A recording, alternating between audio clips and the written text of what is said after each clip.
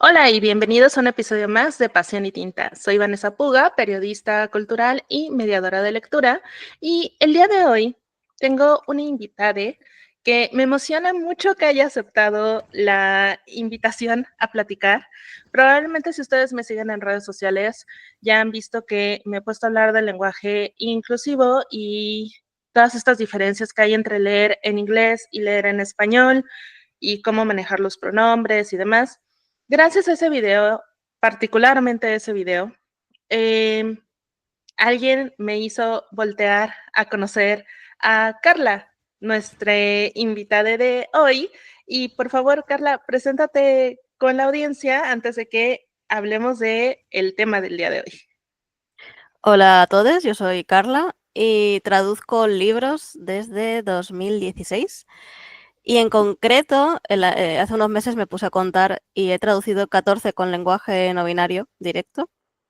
Empecé a traducirlo más o menos en 2020, antes de darme cuenta de que yo era una persona no binaria, y desde entonces pues he aprendido un montón, no solo sobre el lenguaje, sino también sobre las distintas realidades que existen en el mundo, sobre las distintas formas de entender el género.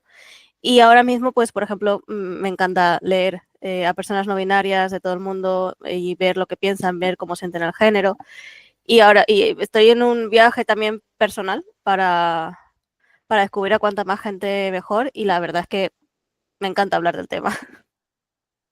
Pues bienvenida a este episodio donde precisamente vamos a hablar de género, lenguaje y particularmente del trabajo de traducción. Ahora, a mí me gustaría mucho empezar por qué es este lenguaje inclusivo y por qué hablamos de personas no binarias.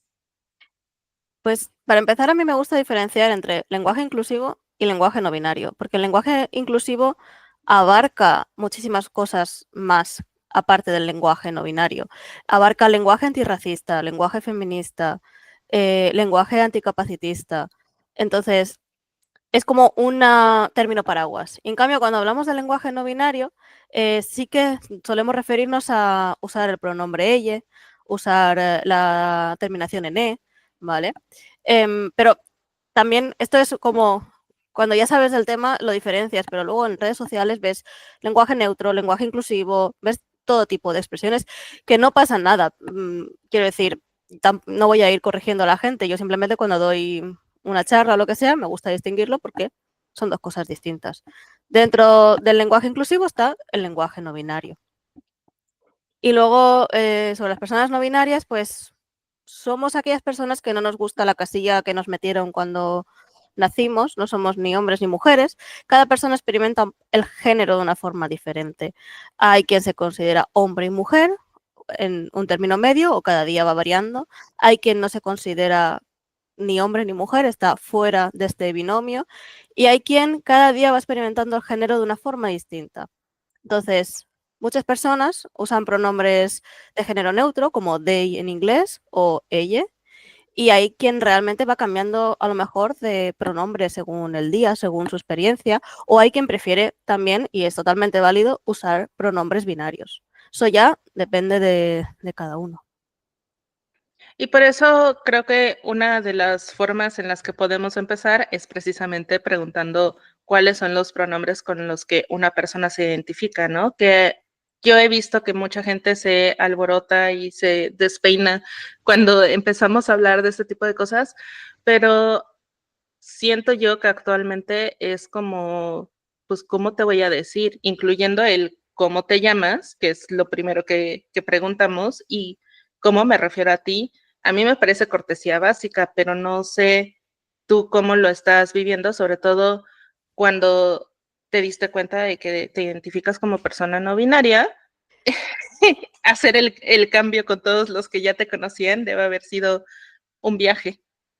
Es un viaje. Lo que pasa es que yo llevo dos vidas, realmente. Yo llevo la vida de internet y la vida de la calle. Y en la vida de la calle, realmente, ahí se lo he contado a muy pocas personas, Mm. ¿vale? Me pasa una cosa, y es que realmente el español no es mi idioma materno. Mi idioma materno es el catalán. Y el catalán, aunque ya existen guías del lenguaje no binario, no está tan extendido como en español. En catalán se hace con la I, dicen elli, por Ok. ejemplo. En vez de contenta, content, dicen contenti. Y a mí no me gusta la I. Es una cosa totalmente personal. Hay gente que la usa y es también muy válido. Y a mí me gusta más la I. Entonces, claro, cuando yo hablo con mi familia, acabo recurriendo siempre al femenino. Aparte de que muchos de mis familiares no entenderían nada de esto y seguramente me pelearía con más de uno. Y en un momento bastante inicial de este proceso de autodescubrirme dije, no vale la pena luchar por eso. Y en cambio, con mis amistades de internet, sí que la mayoría lo aceptaron muy rápido, porque es algo que yo ya había visto en gente que conocía desde hacía años, que de repente decía, mira, uso este pronombre, o uso este otro, o uso los tres. Cada uno hace lo que prefiere y lo que más cómodo esté. Y en mi caso, poco a poco fui cambiándome los pronombres en las biografías, en la firma de correo. Cuando me presento, por ejemplo, mando un currículum, porque yo soy traductora autónoma, entonces tengo que buscarme el trabajo.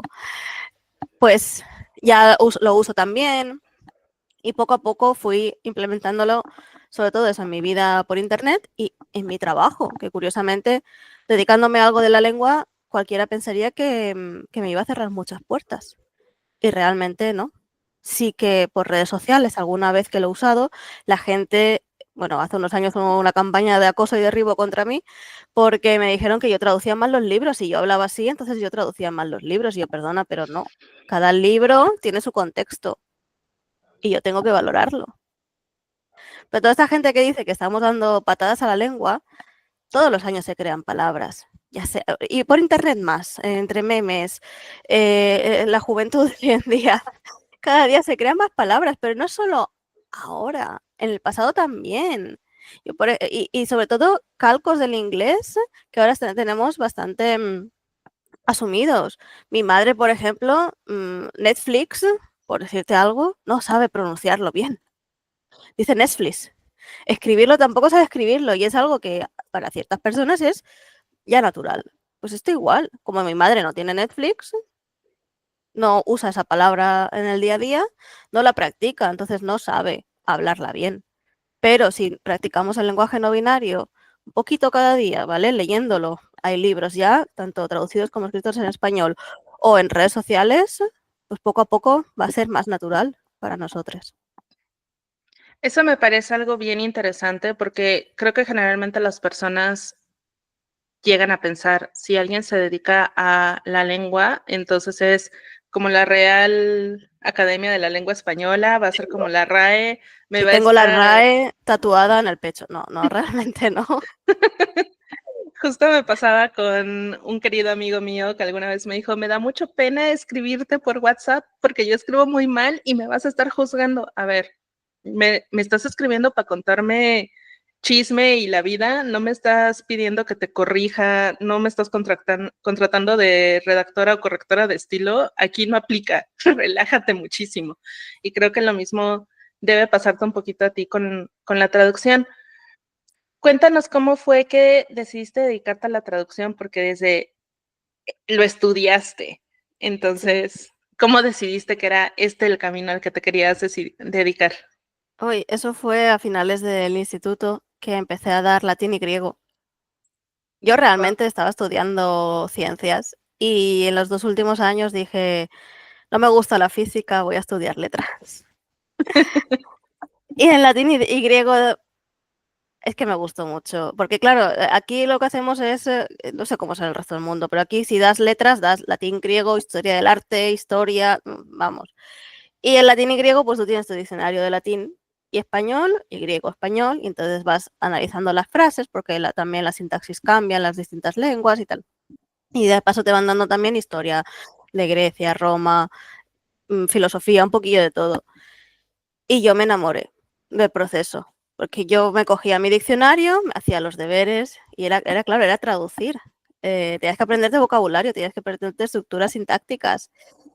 Y justo creo que en el último año de instituto decidí poner la carrera de traducción como la primera opción. Y entonces ya estudié la carrera, no me gustó. No, ¿Por? mira, me gustaba muchísimo estudiar en el instituto y fue llegar a la carrera y yo quería traducir y a mí no me dejaban traducir. Estuve 2 años dando teoría y yo, ¿esto para qué lo quiero? Oh, Pero bueno, eso cada universidad lo tiene de una forma distinta. Pero ya cuando me fui al máster, que estudié 2 másters a la vez, uno de literaria y otro de traducción audiovisual, ahí sí que era un enfoque mucho más práctico. Y mientras estaba estudiando los másters, también empecé a traducir de forma voluntaria textos para algunas ONGs, ¿vale? No me pagaban, yo simplemente quería la experiencia y también me di cuenta de que me hacía falta la experiencia cliente-traductore, que eso nadie habla de eso cuando estudias, la verdad. Aceptar encargos, saber qué tiempo tienes, todo eso. Entonces, y a partir de ahí ya, cuando salí del máster, estuve un par de años trabajando con traducción audiovisual, ¿vale? Porque justo llegó HBO a España y había un montón de material que traducir. Y oh, entonces estuve 2 años trabajando en eso.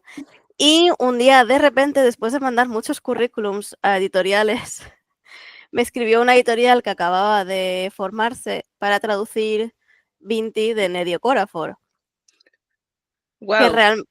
Sí, sí, porque a mí me gustaba mucho Octavia Butler y hablaba mucho de esta escritora en redes sociales, que por aquella época es 2017, que tampoco hace tanto, no había nada, prácticamente nada suyo disponible en librerías. Y entonces a esta editorial también le gustaba Octavia Butler y empezamos a hablar y me encargaron Vinti, las continuaciones de Vinti y muchas otras obras más. Y curiosamente en Vinti ya me enfrenté a un problema de traducir género, que son las medusas. En inglés realmente se utiliza el pronombre it Ujú. y en español, como hay una medusa protagonista, había que darle un género. Entonces ya ahí ya surgió el dilema. Le escribimos incluso a Nedio Corafor para ver qué opinaba. Y nos dijo, si no se puede usar algo similar a it, pues lo que queráis más conveniente. Y al final lo dejamos en femenino genérico, porque la palabra era medusas.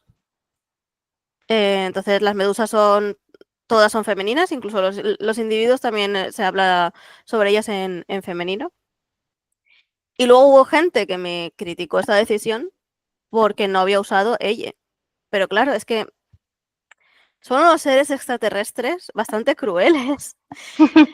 Usar ella cuando en inglés no se usa el they no me parecía lo más adecuado, porque están hablando de unos seres parecidos a animales, no están hablando de personas.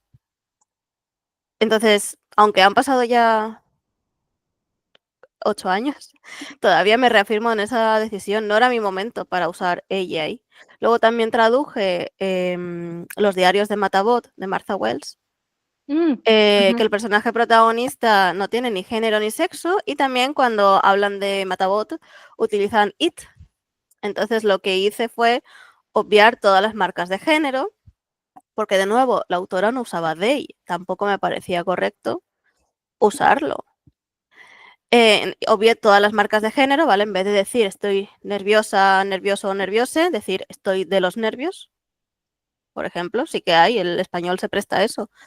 Y luego usé dos palabras, una en masculino y una en femenino, que era matabot y segunidad, para jugar un poco cuando no se me ocurría otra opción, para jugar un poco con el masculino y el femenino, intercambiándolos. Todas esas cosas hay que... No puedo usar, es cuando me dicen, no, si tú te traduces más los libros, todos usarás ella. No, realmente no, yo tengo que valorar el libro.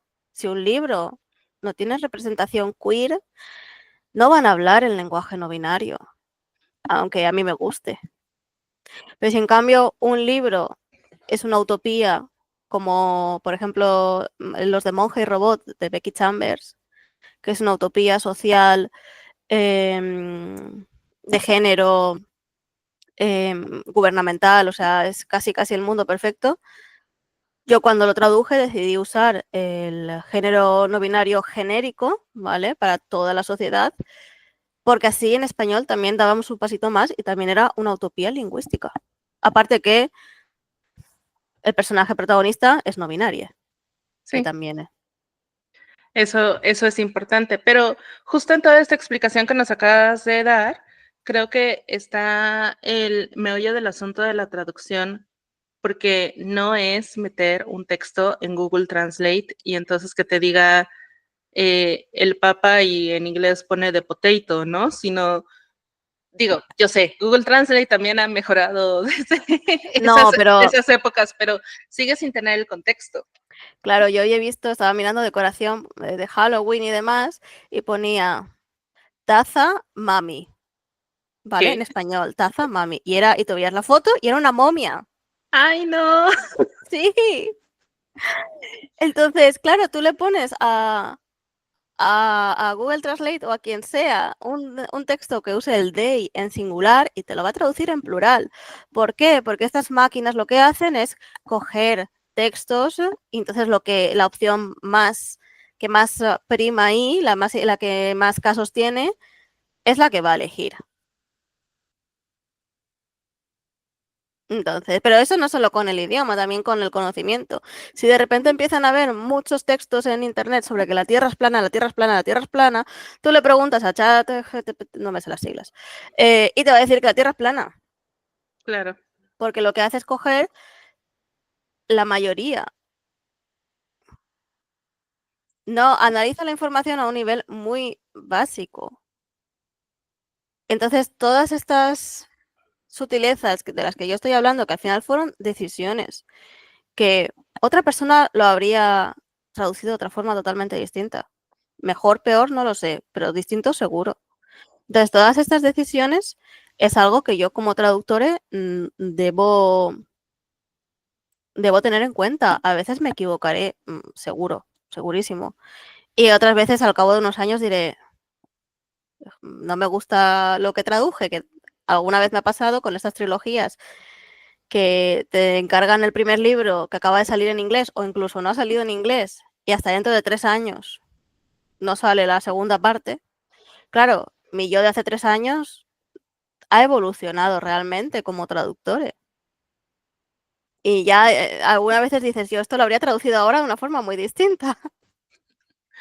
Sí, sí, me imagino perfectamente eso, sobre todo como mencionas con estas sagas que hay años y años entre un libro y el otro y de repente ya uno tiene más contexto, ¿no? Tenemos más contexto Claro. social, qué está pasando con el mundo real, el físico y el mundo que está dentro de la saga de la que estamos hablando, etcétera.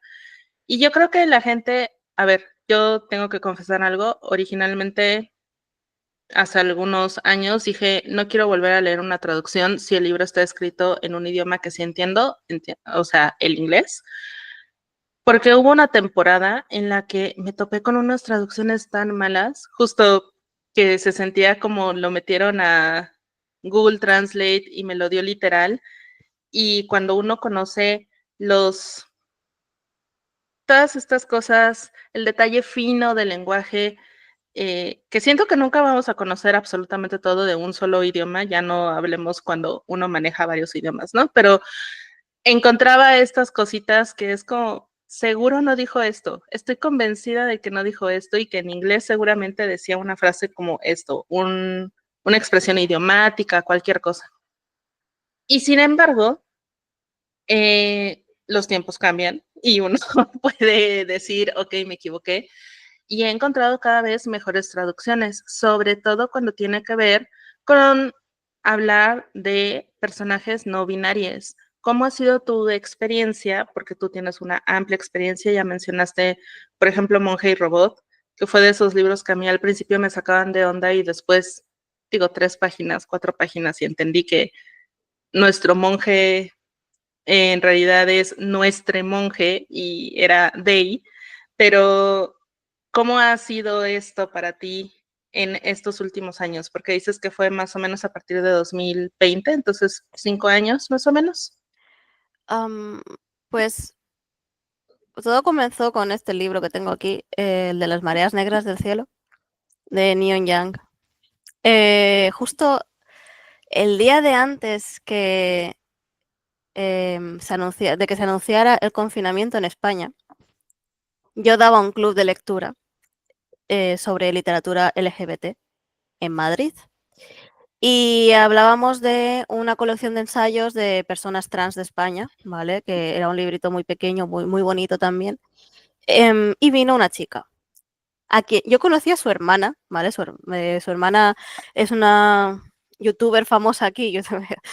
Es una crítica, es youtuber porque habla de libros y demás, pero realmente pues se dedicaba a dar clases de pintura y tal, y eso era como su afición. Y yo la conocí a ella pues de ver sus vídeos. Y vino su hermana y me dijo, mira, que es que vamos a montar una editorial de fantasía y habíamos pensado en ti.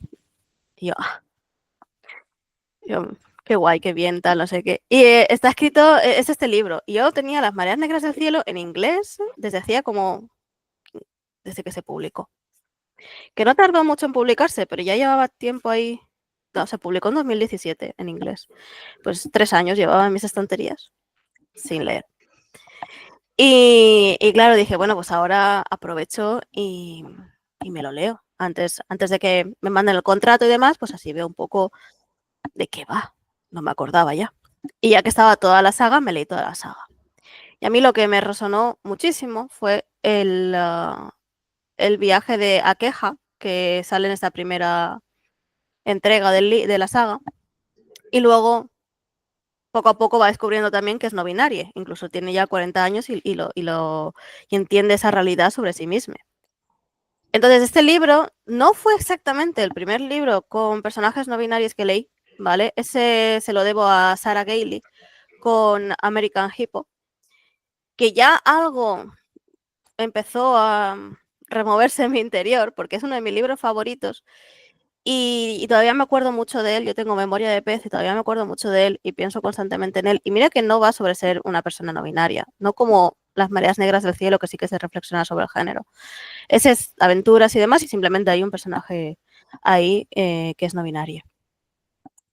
Y a partir de ahí, pues ya no solo empecé a traducir, ¿vale? Me encargaron este libro, luego me encargaron otros más, incluso uno de Sarah Gailey, que se habla sobre ser no binario también.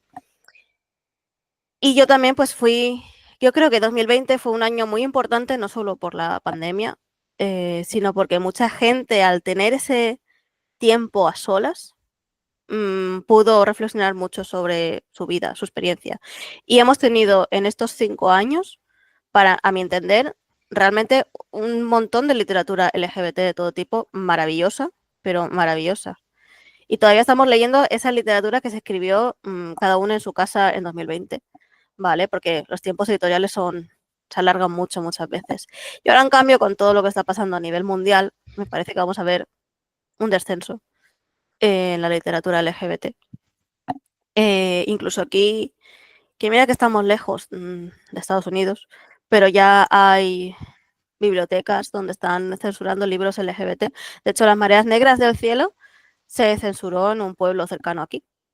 Lo quitaron. Lo tenían y lo quitaron. Y no es un libro viejo que digas está desactualizado o está hecho polvo. No, no. Se quitaron un montón de libros queer porque el gobierno era de derechas. Y claro, me pone triste que un libro como este, que a mí me abrió mucho los ojos, pues la gente no pueda acceder a él. Y no sé si te he contestado tu pregunta.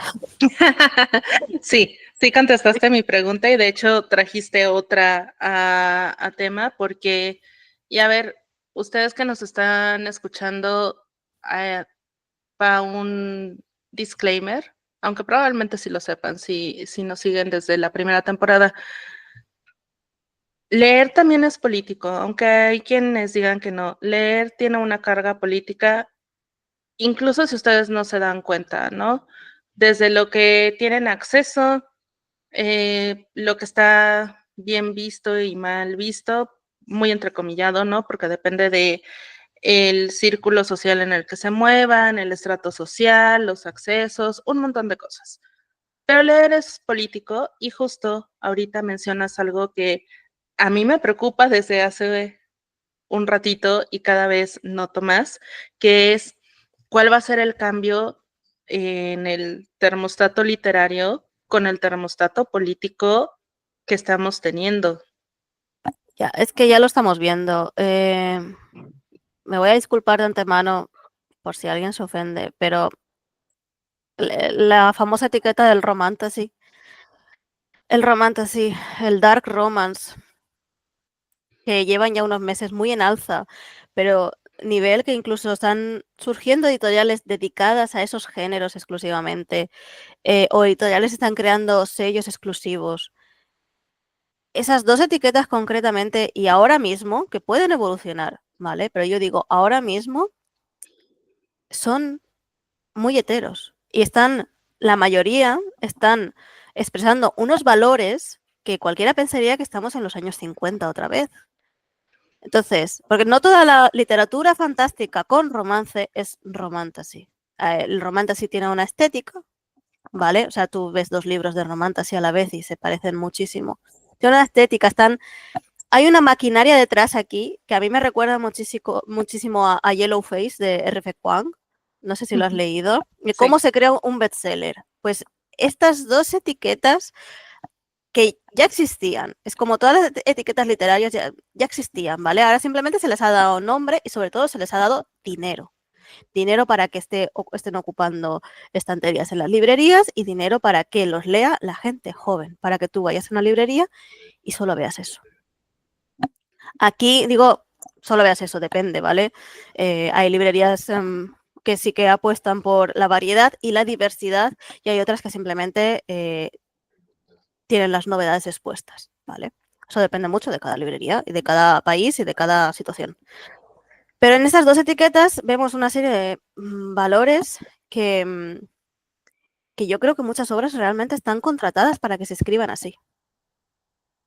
No tengo pruebas, pero tampoco dudas. Entonces, aunque ya existía el dark romance de antes, aunque ya existía el romantasy, una de mis escritoras favoritas lleva escribiendo romantasy desde 2016, creo. No tenía ese nombre, da igual. Es ahora, es el dinero lo que hace realmente una moda, un trend, lo que sea.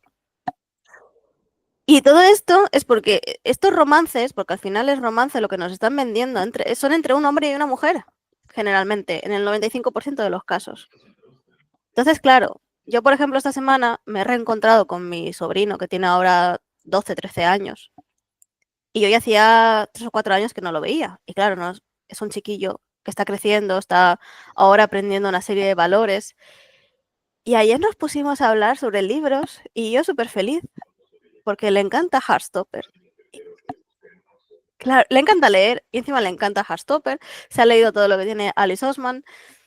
Y yo súper feliz y yo con ganas de decirle, mira, toma, ven a mi casa, llévate todos estos libros. Algunos no son todavía apropiados para tu edad, pero me da igual. Aunque sé que mi tía fue quien me introdujo a mí en la lectura.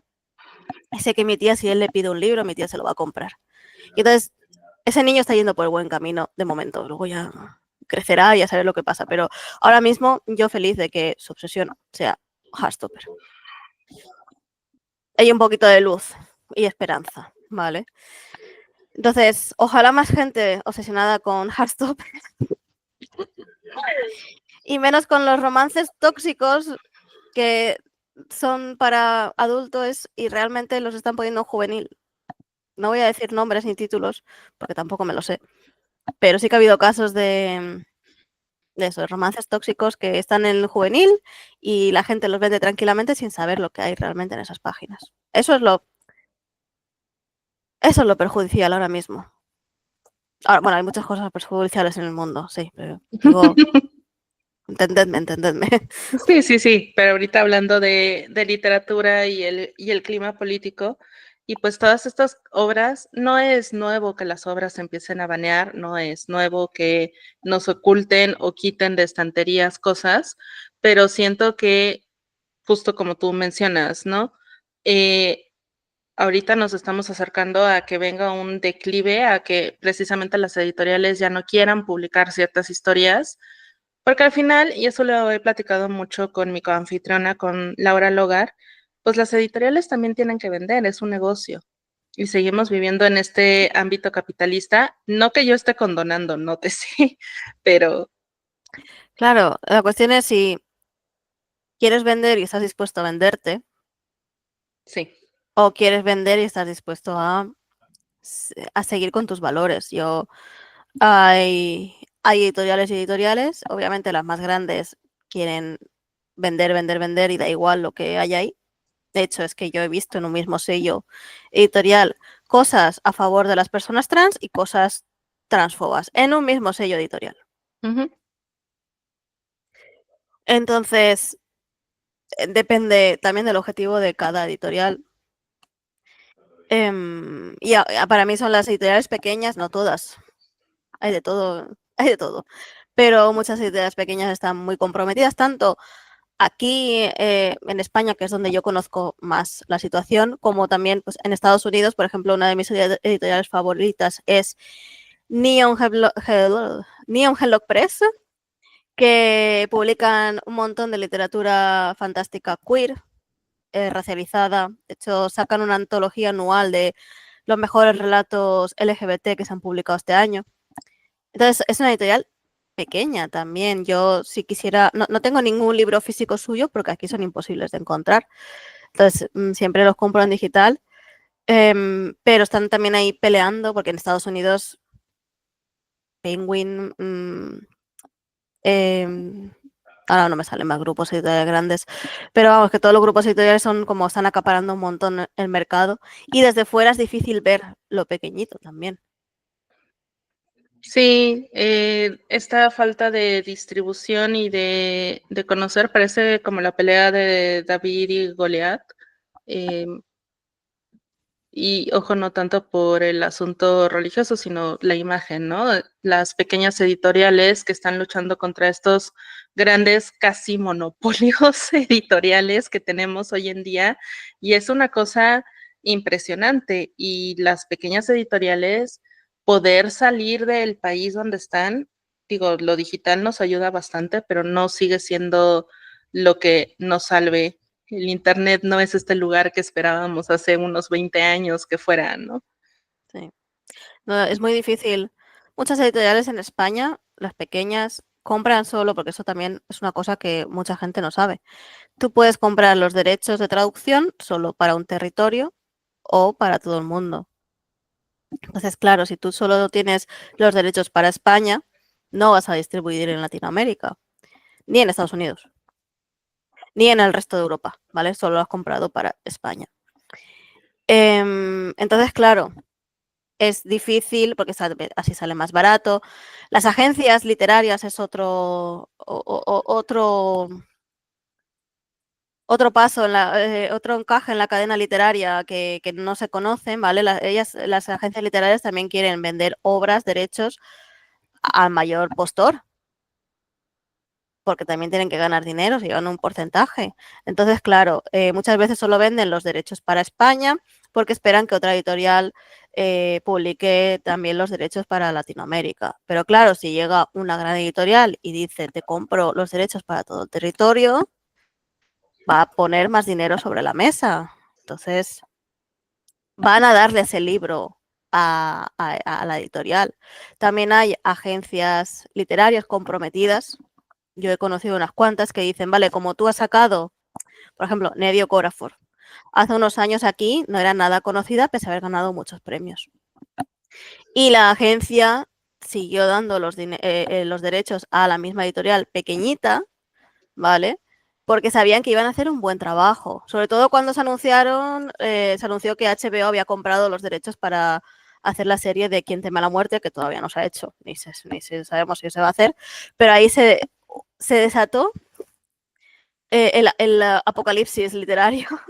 Están todas las editoriales, estaba Penguin, estaba Planeta, estaba Gigamesh, que son editoriales importantes aquí de Fantástico, peleándose por los derechos de Quién teme a la muerte. Y al final se los llevó una editorial pequeñita, Crononauta, porque ya había sacado los otros libros de Nedio Corafor.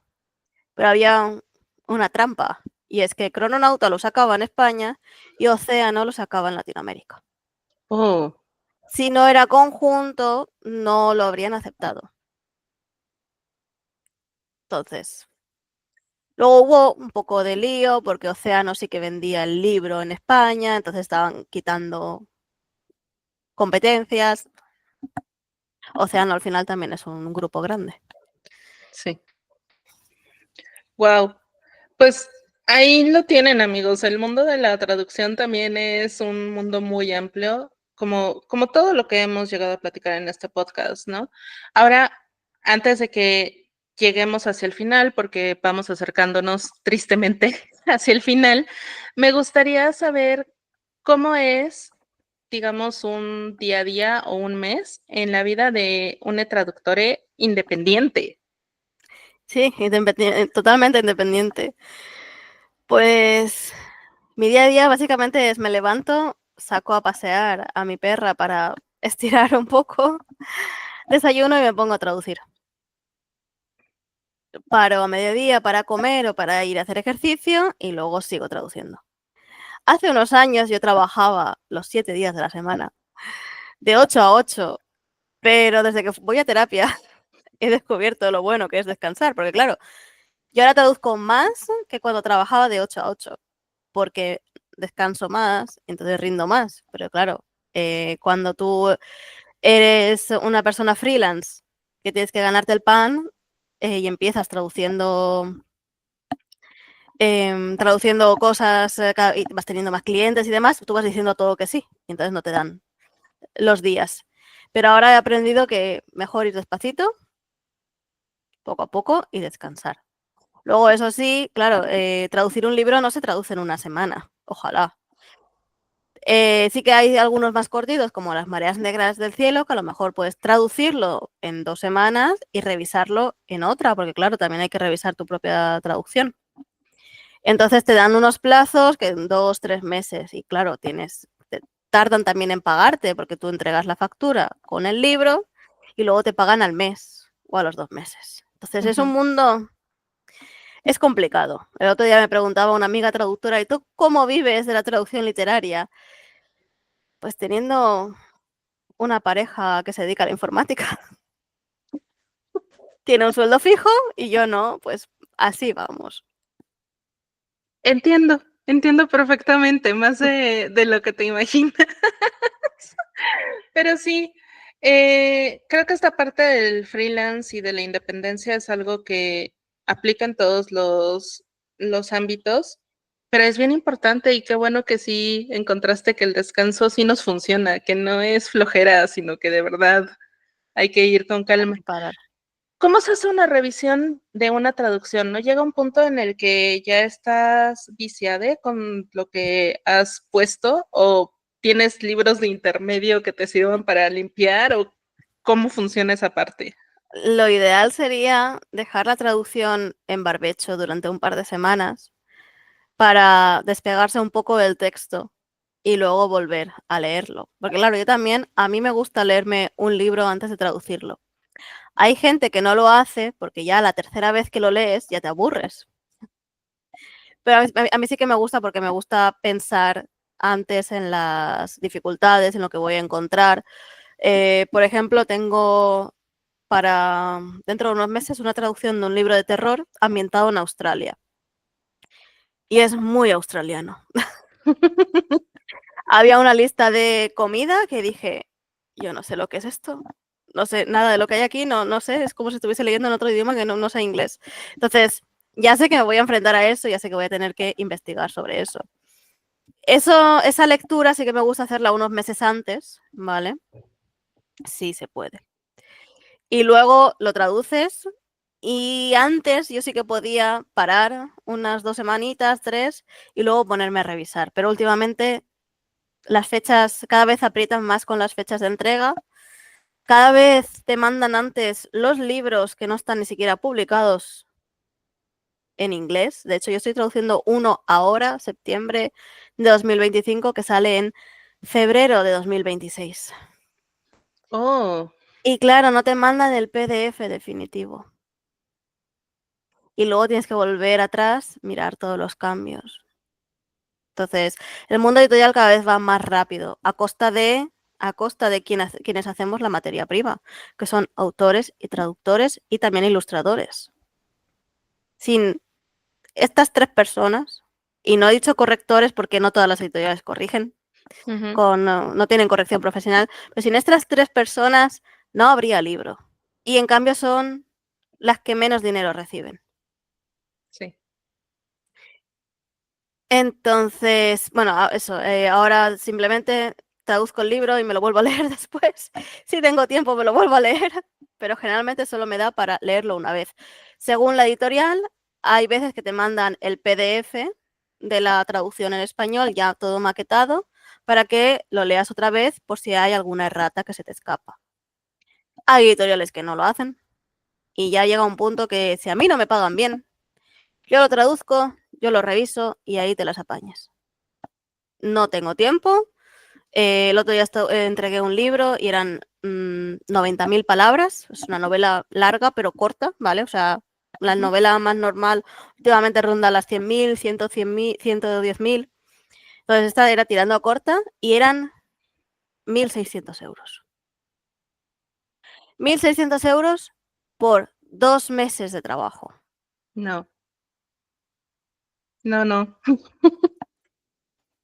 2 meses dedicados casi en exclusiva a esa novela. Yo puedo hacer otros encargos como de traducción audiovisual o últimamente que me están contratando para dar charlas sobre traducción de lenguaje no binario, pero es que así pues no se puede. 1.600 euros que veré a finales de octubre. Sí, también, porque aparte, como bien mencionas, no es aquí está mi factura, aquí está tu pago, sino Exacto. Con algunas editoriales sí, por ejemplo Duerme Vela, que son quienes han publicado Las Mareas Negras del Cielo y que cuentan conmigo desde 2020. Yo entregué el libro en mayo y en mayo se me pagó. A lo mejor no el mismo día, pero menos de un mes, ¿me sí. entiendes? Y luego sí que me pasaron las correcciones para que yo lo mirase todo. Quiero decir, no alteraron el texto sin tener mi aprobación, porque al final ese texto es del autor, pero también es mío. Y esa es una parte que también me parece bien interesante. Luego no pensamos en quién tradujo y que sí pone parte suya en la traducción. Ahora he empezado a ver que sí, ya en sitios como Goodreads y demás, empiezan a poner también el crédito, digamos, a quien traduce. Eso a mí Claro. me parece una gran ganancia hoy en día, pero no sé cuál sea tu percepción al respecto. A ver, yo siempre digo que de los traductores la gente se acuerda cuando hacemos el trabajo mal. Es verdad. En Goodreads es que depende mucho de quién haga la ficha del libro, Sí. porque como es algo que lleva la comunidad lectora, al final depende mucho de quién haga la ficha. Yo cuando hago alguna ficha, porque por alguna cuestión a lo mejor no está la ficha de mi traducción todavía y demás, pues la hago yo y me pongo a mí. O si se la tengo que hacer a una amiga, pues también le pongo a ella y tal. Tenga perfil o no tenga perfil, pero la cuestión es aparecer. Y la pelea que tenemos muchas veces es que nuestro nombre salga en la cubierta.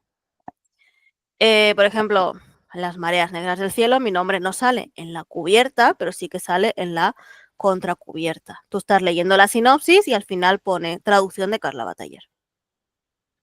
¿Vale? Es algo.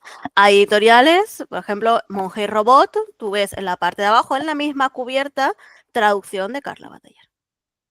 Entonces, es un pasito. Porque la gente muchas veces, claro, yo es que soy una persona que le encanta la literatura. Yo me leo la página de créditos. Pero la gente no. Entonces, muchas veces la gente cree que los libros se traducen mágicamente por arte de magia. Y de hecho, no me extrañaría que el pensamiento a partir de ahora es que ChatGPT traduce los libros. Entonces, hay que luchar más por esta visibilidad. Y ya no solo la industria, sino también los lectores. Si tú haces una reseña, pon quién ha traducido el libro, esté bien, esté mal, da igual. Título, bla, bla, bla. Autores, bla, bla, bla. Traducción de fulanite. No es tan difícil. Es una cuestión de visibilidad. Luego ya da igual si etiquetas a la persona o no. O sea, es simplemente reconocer. Y en la página de créditos suele estar toda la información necesaria. Sí. Sí, y sobre todo considerando, digo, ahorita con toda la plática y con esto que mencionas de traducir un libro que va a salir hasta el próximo año, me resuelves una duda porque yo dije, qué rápido tradujo Editorial Umbriel el libro más reciente de B. Schwab, el Ah, de sí. que entierran nuestros huesos en la tierra. Claro, pero si tú tienes el ARC que lo estás leyendo, ¿vale? Porque la industria editorial va más rápido. El ARC del de Schwab está en circulación desde hace, yo qué sé, 10 meses antes de que se publicara. Entonces, ese es el texto ya definitivo. Pocas cosas pueden cambiar ahí. Entonces, una vez tienes eso, también puedes empezar a traducirlo. Sí, sí, pero qué vorágine, qué vertiginoso el mundo. Y no lo pensamos y alguna vez platicábamos también en este podcast, no me acuerdo en qué episodio, honestamente, creo que con Ale de Sputnik Libros, que a veces también nosotros como lectores tenemos que volver a ser pacientes, ¿no? Para que precisamente las editoriales, los autores, bueno, los autores, los traductores, no tengan que ir corriendo tanto y podamos tener historias que disfrutemos 100%.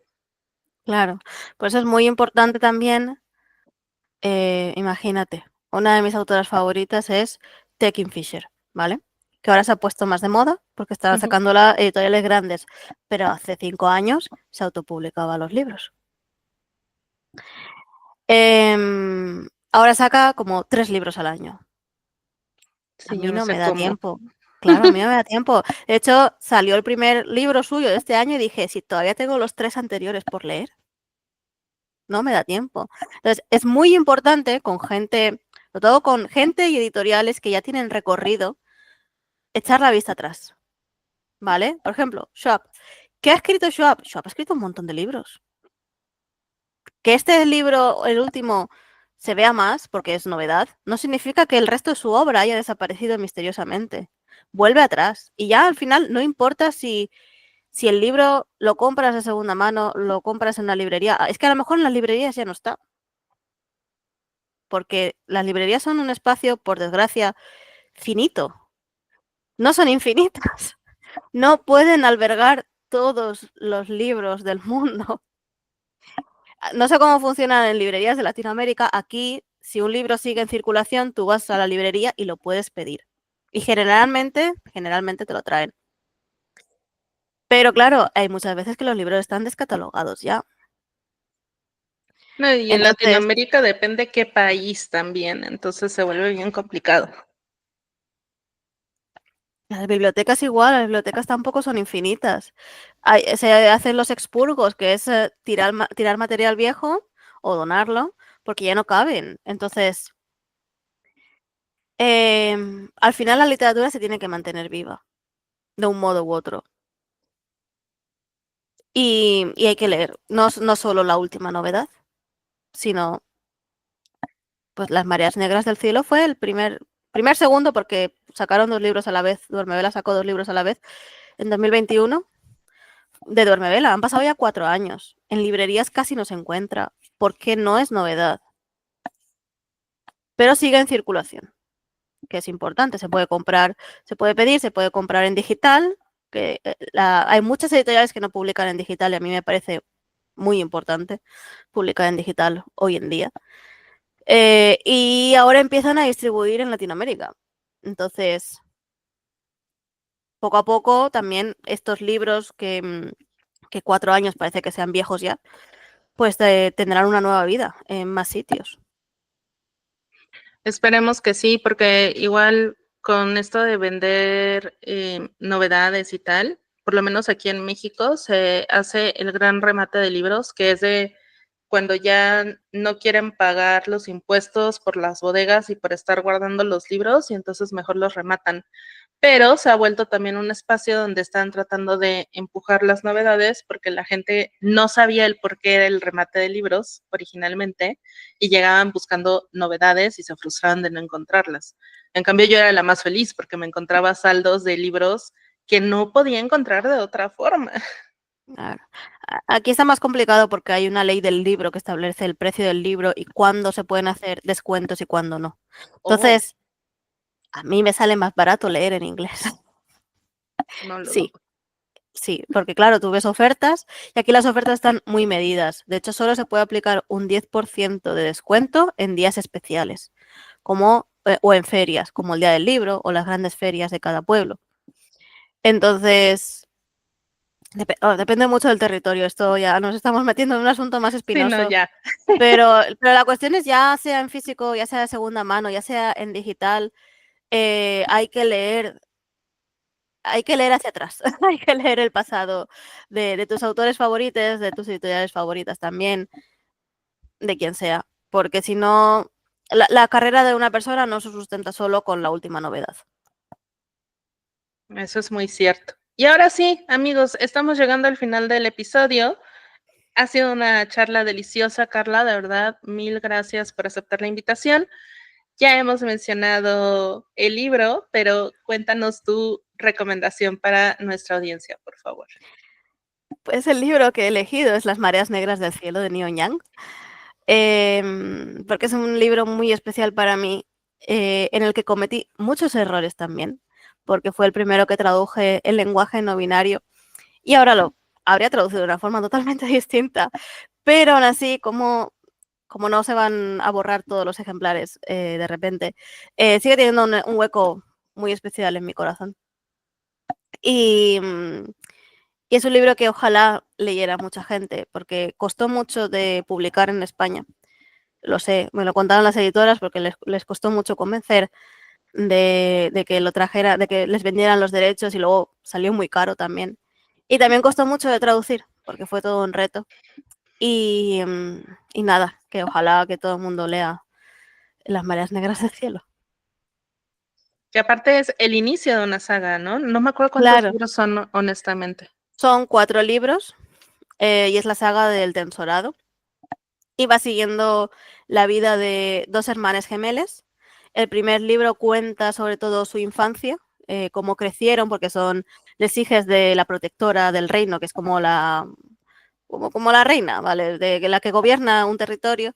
Y entonces cómo crecieron bajo su mandato, pero también cómo se rebelaron de, de ese poder y cómo cada uno emprendió distintos caminos. En este mundo del tensorado, cuando naces, no se te asigna un género, sino que ya lo decides cuando eres adolescente. La cuestión, tienes que decidirlo, eso sí, te dan a decidir entre hombre o mujer. Está mal visto que una persona adulta sea no binario. Eso se ve en la segunda parte, sobre todo. Y entonces Aqueja es el personaje protagonista de Las mareas negras del cielo. Y a lo largo de los libros, aunque solo es protagonista de este, a lo largo de los libros aparece en un segundo plano y vemos cómo va entendiendo su género y va entendiendo que ella realmente no es un hombre, es una persona no binaria. Entonces, cada libro tiene una estructura distinta, porque este tiene muchos saltos temporales, es como media vida de Aqueja. Luego el segundo ocurre en tan solo 24 horas. Oh, El tercero es totalmente epistolar, está hecho a partir de cartas, informes, y va sobre la investigación de un accidente que ha pasado. Y el quinto es un monólogo de una persona, que no voy a hacer muchos spoilers, pero es un monólogo, que se ha muerto alguien y esa persona está recordando la vida de la otra persona que se ha muerto. Entonces, cada uno tiene una estructura distinta. Y además hay criaturas mitológicas, sobre todo asiáticas, y también hay velociraptores. sí. Y Bueno, magia, magia, magia. mucha magia. Con esta recomendación cerramos este episodio. De verdad, Carla, muchas gracias por abrirnos un poquito el panorama, porque esto es apenas empezar a hablar de temas muy interesantes y bastante complicados. Y amigos que nos escuchan, ojalá esto les haga poner un chirris más de atención a quién está traduciendo el libro que ustedes están leyendo. Carla, de verdad, mil gracias. Gracias por invitarme. Y ustedes que nos escuchan, nos encontramos en la próxima.